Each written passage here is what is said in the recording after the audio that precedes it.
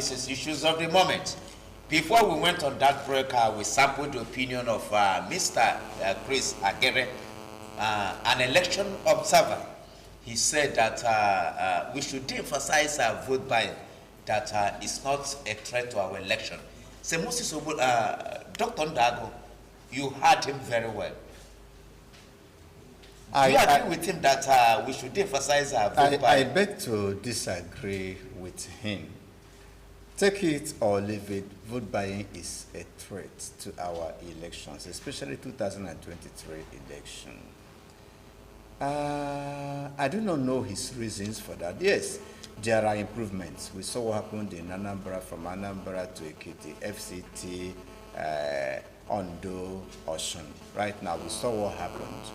But anybody that wants us to de-emphasize vote buying does not seem to know its implications on the next election. I call on everyone to keep emphasizing the disadvantages of vote buying with a view to discouraging people from getting involved. I think that is the essence of what we are doing today. Let us make people know the implications that somebody who comes to give you 5,000, even if it is 20,000 or 50,000 naira today to secure your vote, does not mean well for you. He is a businessman investing and is going to recoup that investment at your own expense. Therefore, let everyone, religious leaders, as Barrister here said, traditional rulers, parents, everyone, the media, as we are doing, should come out and let people know the negative implications of vote buying with a view to discouraging people from getting involved in it. I maintain that vote buying remains a threat. Okay, thank you very much. Now, Mr. Uzazubike, you are a lawyer. Now, what's the position of the Electoral Act as far as vote buying is concerned? Yes, it's not only Electoral Act. The laws are not lacking in provisions that condemn inducing people, obtaining people's actions by kind or by cash inducement. And our electoral law clearly makes it a punishable offense to buy votes or induce people, because sometimes they can use material things. And the problem is not the provision of the laws. As far as I'm concerned, the problem we have is implementation. The enforcement. Enforcement. I want to see all these people we see on the television where they are brandishing the money. Deterrent effect, until people see that vote buying is not only provided for in our statutory books, but that there is implementation. The vote buying will continue, and I agree with Doc that it is a serious issue, because the people that they buy votes are not really people who are mainly your faithfuls. Those who are in your party, who have been following you throughout the campaign, throughout the primaries, most of the time you don't buy their votes. It's usually people who are at the middle course, who are either they swing for you or the other party. So you now use money or material things to sway them and induce them to vote for you. And sometimes people have lost elections with 50 votes, with 20 votes, with 10 votes. And you are telling me that if somebody induces somebody, it has no impact. I believe we should continue to emphasize, deprecate vote buying as an ugly monster in our electoral process, which must be vanquished. If we don't do it, it continues to increase until it gets to a dimension that we may not manage. Then you begin to see explosive impact in the electoral process.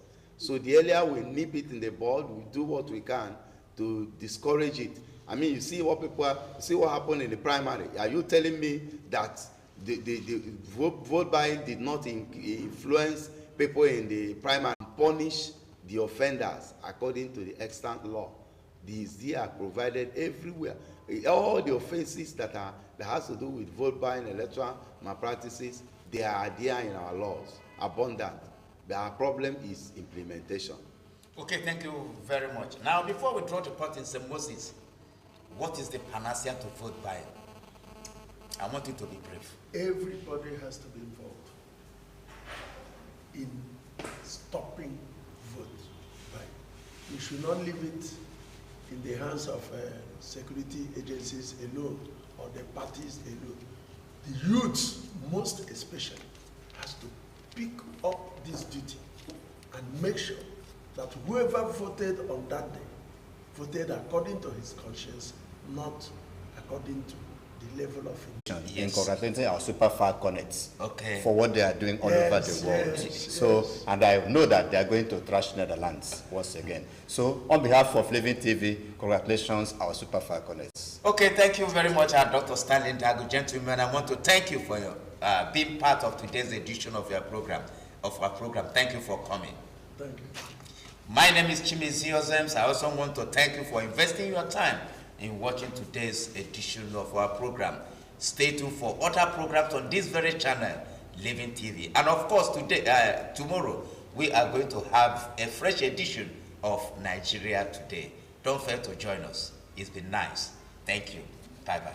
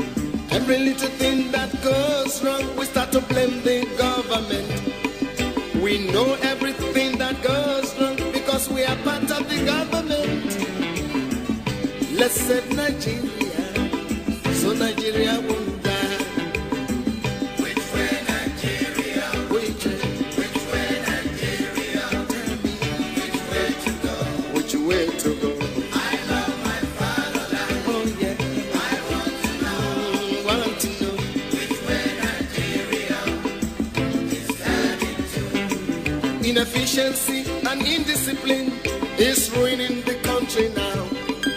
Corruption here, there, and everywhere. Inflation is soaring high. Let's save Nigeria. Green revolution is a reality. Let's give it a chance to grow. Let's join our hands to farm the land so we can have enough food to show. Let's save Nigeria so Nigeria won't die. Which way Nigeria? Which way Nigeria?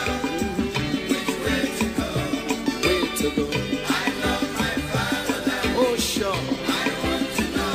Yes, I want to know. Which way Nigeria is heading to? Our ambition to be millionaires is running the country down. We all want to be millionaires and to live in the air. Oh, let's save Nigeria so Nigeria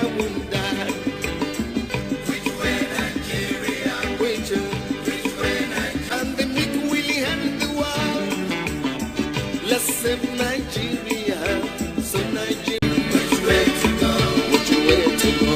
I love my fatherland. Oh.